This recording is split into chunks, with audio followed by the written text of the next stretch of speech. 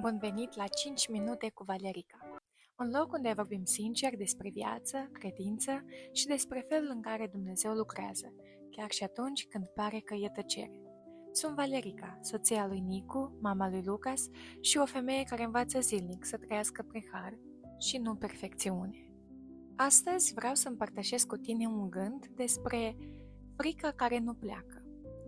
Trăim vremuri tare tulburi, parcă totul e nesigur. Azi o veste rea, mâine alta. Știți despre războaie, accidente, boli, catastrofe naturale și uneori simțim că nu mai putem respira de atâtea griji. De mic am crescut cu frica de a pierde pe cineva drag și o port cu mine până azi. De când am devenit mamă, frica asta parcă s-a adâncit. Uneori e doar un gând trecător, alteori e o umbră care stă acolo, tăcută, și îmi apasă sufletul. M-am întrebat de multe ori, de unde vine această frică? De ce uneori nu dispare, oricât mă rog, oricât citesc din Biblie? Poate că nu am lăsat-o cu adevărat în mâinile lui Dumnezeu. Poate că undeva în inima mea încă încerc să controlez totul. Încă vreau să știu că toți cei dragi vor fi bine, că nu se va întâmpla nimic rău. Dar viața nu e așa. Și Dumnezeu nici nu ne-a promis o viață fără durere. Ne-a promis însă prezența Lui în mijlocul durerii. Poate și tu te lupți cu frici. Poate ai nopți în care gândurile nu te lasă să dormi. Poate te uiți la copilul tău, la soțul tău, la părinții tăi și te gândești: Doamne, doar păzește-i, doar nu-i lăsa să pățească ceva. Eu cred că frica asta e o formă de iubire neîmblânzită. Dar iubirea fără încredere se transformă în povară și Dumnezeu ne cheamă să iubim, dar și să ne încredem. Depresia, anxietatea, frica sunt tot mai prezente în zilele noastre. Sunt mame tinere care plâng în tăcere, oameni care nu mai găsesc sensul, tineri care simt că s-au pierdut. Și da, e bine că avem psihologi, oameni înțelepți, instrumente care ne ajută. Dar uneori, ceea ce sufletul nostru plângește cel mai mult nu este o soluție rapidă, ci o întâlnire reală cu Dumnezeu. O inimă care se liniștește nu pentru că totul e bine, ci pentru că știe în ale cui mâini este viața ei. Mă gândesc la Domnul Isus. El știa că pământul e un loc al încercărilor. A fost ispitit, respins, batjocorit.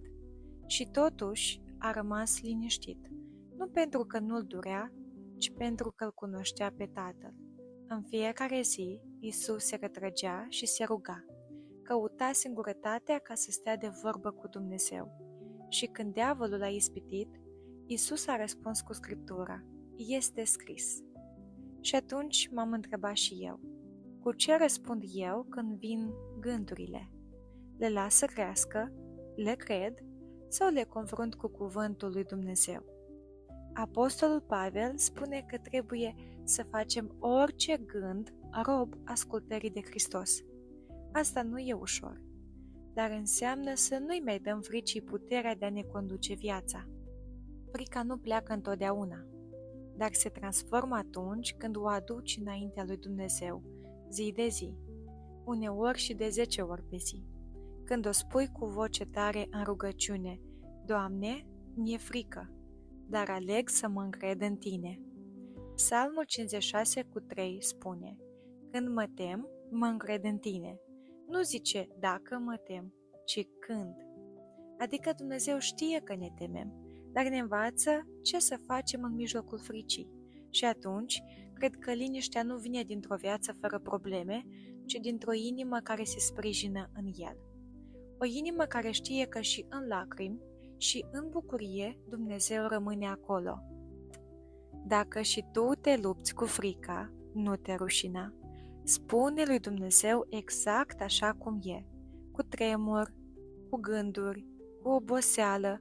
El nu se supără pe sinceritate și de multe ori pacea nu vine ca un fulger, ci ca o adiere liniștită în suflet, care te face să spui: da, Doamne, e greu, dar ești aici și asta mi-e de ajuns. Asta a fost 5 minute cu Valerica. Mulțumesc că ai fost aici. Să nu uiți, chiar și atunci când frica nu pleacă, Dumnezeu nu pleacă niciodată.